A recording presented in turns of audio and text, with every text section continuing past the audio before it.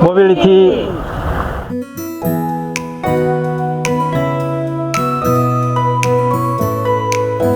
유교의 가르침이 충실한 동네라고 해서 효제 충신 예의 염치, 효제 충신 예의 염치에서 따와가지고 효제동이다 이렇게 불렀다고 하죠. 자, 이동하겠고요.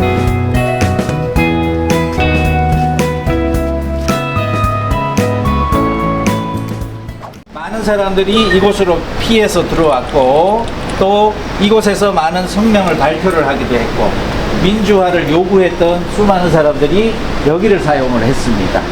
오가권이라는 말이 있어. 오가권. 여기가 종로 5가죠. 종로 5가에서 민주화 운동의 중심은 여기다. 이게 오가권이에요. 그러니까 우리나라에서 종교의 자유가 주어진 때는 1884년입니다. 갑신정변이 일어나던 해죠. 그 해에 고종이 서양 선교사들이 한국에 우리나라에 들어와서 학교를 세우고 병원을 세우는 것은 허락한다라고 공식적으로 인정을 하게 되죠. 그리고 그해 12월에 갑신정변이 일어나게 되었고요. 그 갑신정변으로 인해서 다 죽어가던 명성황후의 조카 민영익을 알렌이 수술을 해서 살리게 됐죠. 그래서 서양 의술이 우리나라에 대단히 필요하다는 걸 인식하게 되고 홍영식의 집을 광해원으로 사용하게 하죠. 그게 이제 시작이라고 보면 되겠습니다. 그래서 1884년에 그 일이 있었고 다음에 4월 5일에 언더우드 아펜젤러 선교사가 인천으로 들어오게 되었습니다. 선교사들이 들어와서 틀을 잡았고 그 장소가 서울의 정동이었던 거죠. 정동에 자리 잡을 수밖에 없는 것은 그곳이 미국이라든가 영국이라든가 각 나라의 공사관, 영사관들이 밀집되어 있으니까 그 주변에 자리 잡을 수밖에 없겠죠. 앨러스라고 하는 이분을 불러다가 이 아이 좀 맡아달라라고 하게 되죠. 그래서 그 아이로부터 시작되는 게 정신여자, 정신여고, 예수 믿는 사람들이 늘어나게 되니까 여기에도 교회를 설립하게 된 것이죠. 그래서 세문안교회로부터 시작해서 서울 주변에 확장된 교회들이 상당히 많습니다. 자, 이렇게 요 높은 언덕 위에 지으니까 멀리서도 다 보였죠. 그리고 이 언덕 위에 선교사 주택들이 7채가 쭉 있었고 여기는 굉장히 이국적인, 언덕 아래쪽에는 조선인들이 살아가는 초가집이며 기와집들이 쭉 있다면 언덕 위에는 서양풍의 건물들이 쭉 이어지는 그런 장소라고 할 수 있습니다. 이분은 계일 선교사의 계일, 이분은 기일로 불리기를 상당히 좋아하셨습니다. 그리고 이 교회 출신 장로이면서 목사였던 함태영 장로에게 이런 말을 하죠. 당신은 여기에 서명하지 않았으면 좋겠습니다. 왜냐하면 우리가 다 감옥에 들어가면 우리 가족은 누가 돌봅니까? 그러니 당신이 이 남은 가족들을 좀 책임져 주시오 라고 합니다. 이분은 서명을 하지 않았어요. 그래서 처음에 잡혀가지 않았어요. 조사를 하다 보니 이 사람이 더 중요한 사람이야. 결국은 이분도 바로 잡혀 들어가서 민족 대표들과 동일하게 3년을 선고받았던 분이고요. 그 연동교회라는 게 생각을 해보면 아까 천민들의 교회, 이 하층민들이 주로 모여있는 교회는 굉장히 뜨거워요. 열정적이에요. 왜냐하면 현실의 삶이 너무 팍팍하니까요. 그래서 현실의 삶이 너무 팍팍하니까 오직 기댈 수 있는 것은 신밖에 없어요. 그래서 여기서 굉장히 뜨겁게 하지만 이렇게 가면 기복신앙, 오직 신은 나에게 복 주는 존재이지 그 신에 대한 참다운 의미를 모르는 거예요. 그런데 그 한성 감옥에 갇혔던 지식인들이 교회로 들어오게 되죠. 들어오면서 냉정을 되찾게 됐습니다. 왜냐하면 성경에 대한 올바른 해석이 가능해지니까 뜨거운 것과 냉정한 것이 딱 균형을 이루게 되는 거죠. 한국교회는 초창기에는 그렇게 하층민들로 시작을 했다가 나중에 양반 지식인들이 들어오면서 균형을 맞춰주게 되죠. 그 여성들의 해방구였고 여자들에게 이름을 지어줬죠. 그리고 교회는 개화된 서양 문화의 전달 창구였어요. 그래서 교회에 오면 가장 신식을, 사실은 90년대 중반까지만 하더라도 교회 크리스마스 때 가면 가장 신기한 게 많았어요. 그래서 신식 문화를 가장 많이 전달해주는 창구였고요. 그 다음에 교회는 한글을 확산시키는데 중요한 역할을 합니다. 한글. 선교사들은 절대 한문 성경을 쓰지 않았습니다. 그래서 이 한글이야말로 기독교를 확산시키는데 엄청난 도구가 될 거라는 걸 알았어요. 그래서 한글 번역 작업을 했고, 또 교회에 오면 여자들이라 할지라도 한글을 배울 수가 있었어요. 배워야 읽잖아요. 또 하나는 교회가 바로 민족의식을 고취하는 중요한 공간이었어요. 이스라엘 민족의 운명과 우리 민족의 운명이 너무 비슷한 거예요. 모세가 이집트에서 구원해내는 장면, 또는 페르시아로부터, 바빌론 제국으로부터 구해내는 이런 이야기들, 지금은 암울하지만 구해내는, 언젠가는 해방이 되는 이런 이야기들을 보면서 1930년대 중반이 들었으면 일제는 교회에다 요구합니다. 구약 가르치지 말라. 알겠죠? 구약을 가르치는, 신약만 가르치라는 거예요. 민족 이야기 하지 말라. 그러니까 이 서양에서 만들어진 민족주의, 이런 것들이 교회를 통해서 확산이 되죠. 그러면 왜 우리가 독립을 해야 하는가? 왜 우리가 일본의 지배를 받아서는 안 되는가? 그것이 왜 옳지 못한가? 이런 것들, 운명론적인 사고방식에서는 이게 해방되기 어렵죠. 해방되기 어려운데 그것이 잘못됐다는 것을 교회를 통해서 명확히 알게 되니까 바로 교회 안에서 이 민족의 지도자들이 대거 솟아나오는 그런 결과가 된 것이죠. 이 개화기와 일제강점기에 이 교회는 이 민족의 운명에 아주 중요한 역할을 했다는 것을 우리가 부정할 수가 없는 것이죠. 일대가 정신여자중고등학교가 여기에 있었죠. 그리고 1907년이 되어서야 1회 졸업생을 배출합니다. 1926년에 60만세 운동 때 이 학교 학생 30명이 희생당했죠. 그리고 1939년에 신사참배를 요구를 하니까 학교를 폐교하기로 합니다. 우상 숭배하느니 우리는 떠나겠다. 그때 선교사들이 다 추방됐죠. 수색 강할 때 중요한 서류를요, 지금은 없지만 나무가 오래되면 왜 속에 비죠? 그 안에다 넣어놨어요. 원래 여성들은 이름이 없었어요. 그래서 이제 교회 가야 이름을 지어줬고, 부모가 교회를 다니면 이름을 지어주죠. 그래서 대개 성경에 나와 있는 여성들의 이름을 그대로 붙이거나 아니면 한문식으로 바꿔서 붙여주거나. 김마리아는 1892년에 태어났어요. 어디서 태어나냐면 황해도 장년 소래마을인데, 소래마을은 우리나라 최초의 교회가 세워진 곳이에요. 서상륜이라는 분이 만주에 장사하러 갔다가 거기서 선교사를 만나서 고향으로 돌아왔는데, 의주가 고향인데 고향에서 못하고 황해도까지 와서 우리나라 최초의 선교사 없이 자생적으로 교회가 세워졌어요. 아까 1885년 4월에 언더우드 아펜젤러가 처음 들어왔잖아요. 이 교회는 1883년에 세워졌습니다. 자, 이 교회를 세웠다는 이야기는 뭐예요? 개화된 문물을 받아들인다는 얘기거든요. 교육 또한 서양식 교육을 시키겠다는 얘기거든요. 그러니까 이 집안은 딸만 셋 있었어요. 셋째 딸로 태어난 거죠. 세 딸을 다 서양식 교육을 시킨 거예요. 그 당시에 소래 교회에서 세운 소래 학교를 다녔고요. 어려서 부모를 잃었습니다.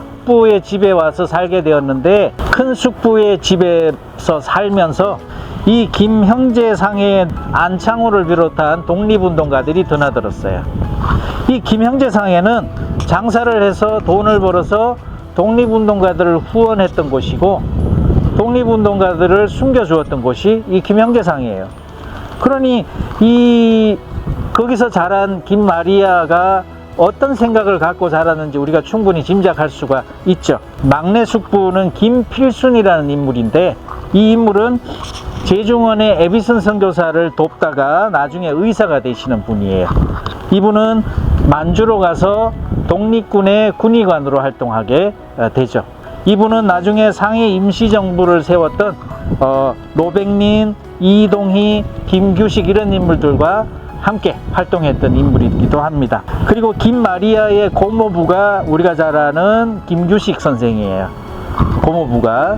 자, 그래서 이 집안이 다 독립운동가들로 꽉꽉 채워져 있는 거죠.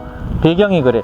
유관순 열사도 보면 그 집안 전부가 다 독립운동가들이죠. 1906년 여기 연동 여학교에 입학을 하게 되었고, 이곳에서 민족교육을 받게 되었죠.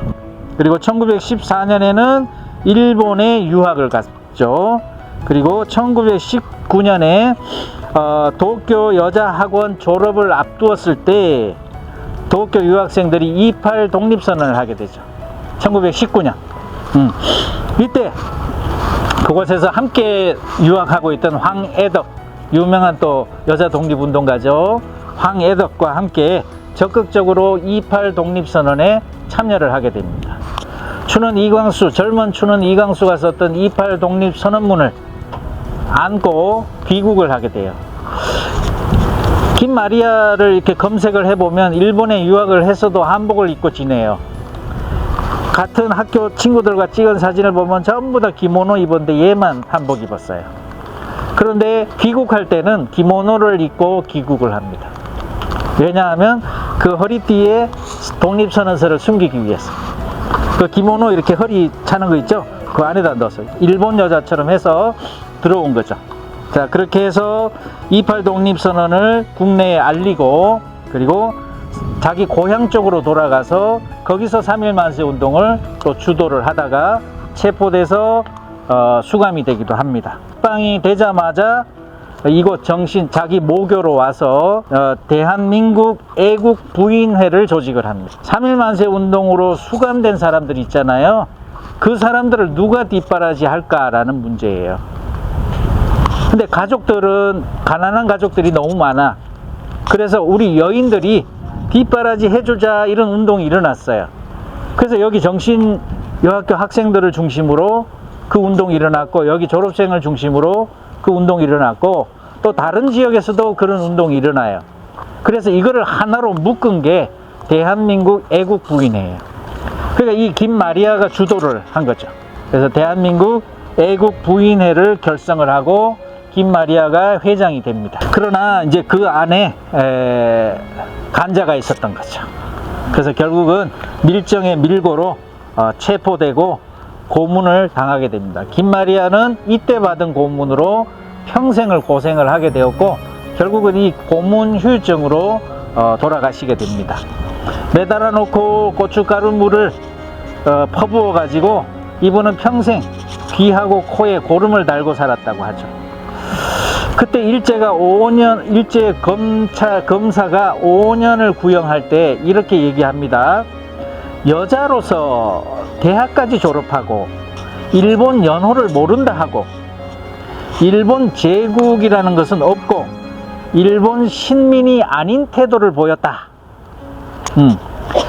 조선 사람으로 독립운동하는 것이 당연한 일 아니냐, 남자가 활동하는데 여자가 활동하는 것도 당연한 일 아니냐라고 답한 것만 보아도 범죄 증거가 확실하다. 그래서 5년을 구형했답니다. 그러니까 물어봤더니 나는 연호 모른다, 1900 몇 년만 안다, 이렇게 얘기를 하죠. 자, 그래서 3년을 선고받고 복역하던 중에 고문 후유증이 너무 심해서 보석으로 나오게 됩니다. 그리고 그 당시에 신문 동아일보에 보면 이렇게 되어 있어요. 병에 울고 있는 김마리아가 어디를 가랴, 멀리 간다 한들 시내를 삥 돌겠지. 신문의 내용이에요. 그런데 김마리아가 상해로 탈출을 했어요. 다 죽어가는 저 여인이 어딜 가겠는가 라고 할 때 선교사의 도움을 받아서 상해로 탈출을 해서 상해 임시정부로 갑니다. 그곳에서 황해도 대의원, 그러니까 황해도를 대표하는 대의원으로 활동을 하게 되죠. 자, 1923년 그곳에 있을 때 상해에서 국민대표회의가 열립니다. 이제 우리가 상해 임시정부를 배울 때 개조파냐 창조파냐, 이 상해 임시정부 내에서 격론이 벌어집니다. 상해 임시정부를 좀 바꾸자, 이렇게 얘기하는 사람들을 개조파라고 합니다. 그리고 이대로 유지하자라는 사람이 유지파라고 하고요. 아예 틀을 아예 부셔버리자, 그리고 완전히 새로 조직하자, 상해 임시정부가 과연 우리 민족을 대표할 수 있는 것이냐, 이걸 창조파라고 합니다. 여기에서 아주 격론이 벌어지게 됩니다.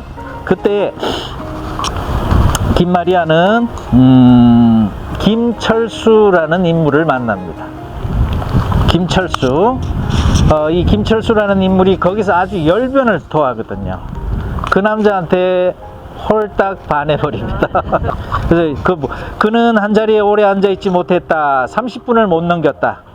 의자에 앉아서 일정한 시간이 지나면 가만히 견디지 못했다. 빈 자리를 찾아 옮겨 앉아야 했다. 때로는 자리에 앉았다가 서 있기를 반복했다. 이렇게 되어 있어요. 그 와중에 김철수를 그렇게 유심히 쳐다봤다고 하죠. 나이가 30이 넘어서 홀로 살고 있는 이 김마리아가 안쓰러워서 혼인을 시켜야겠다라고 발벗고 나선 인물이 누구냐면 안창호와 김철수였어요. 그래서 당시에 나이가 지긋하고 인품이 아주 좋다고 하는 장진영이라는 인물과 연결시켜 주기로 합니다. 그런데 이제 슬슬 소문이 나죠. 김마리아의 마음속에 누가 있다? 김철수가 있다라는 소문이 납니다. 김철수는 유부남이었어. 나한테 시집 오면 첩이 된다.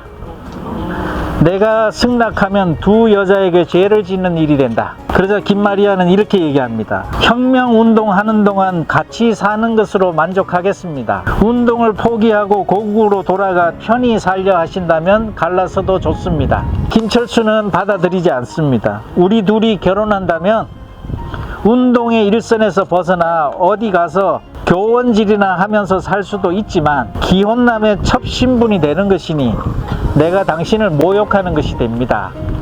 이렇게 해서 결국은 둘이 맺어지지 못합니다. 자, 이때 김마리아는 난징에서 대학 공부를 했고요. 근데 이 상해 임시정부의 어떤 이러한 파벌이 나누어지고 싸움이 심해지는 모습에 아주 그냥 질려버려서 미국으로 갑니다. 그래서 미국에서 시카고 대학에서 석사 학위를 받고 뉴욕에서 신학을 공부합니다. 그리고 뉴욕에서도 같이 활동했던 황해덕이나 박인덕과 함께 대한민국 애국부인회를 조직을 합니다. 근화회라고 하죠. 근화는 무궁화예요, 무궁화. 근화회를 조직을 합니다. 그리고 1933년에 귀국을 했는데 일본이 가만히 있겠어요? 딱 귀국하자마자 서울에 있지 마. 시골로 가. 그리고 너는 신학 외에 다른 거 교육하지 마. 그래서 이분은 마지막에 신학교에 가서 신학교육을 하게 됩니다. 그리고 신사참배에 아주 앞장서서 거부를 하게 되죠. 1944년 평양 기독병원에서 숨졌고, 그 당시에 그 애국 부인의 사건으로 투옥이 되고 고문당할 때 그 인두로 가슴을 찢어서 가슴 한쪽을 절개해야 했어요. 거기에다가 또 성기 또한 찢어가지고 아이를 낳지 못하는 그런 상황이었어요. 안창호 선생님은 김마리아 같은 여성이 10명만 있었더라면 우리가 독립이 되었을 거야 라는 말을 할 정도로 이 김마리아를 상당히 높이 쳤던 그런 인물이었습니다. 미국에 유학했던, 이렇게 졸업사진과 함께 나중에 돌아가시기 전에 모습. 앞에 앉아있는 이분이 김철수, 나이든 김철수.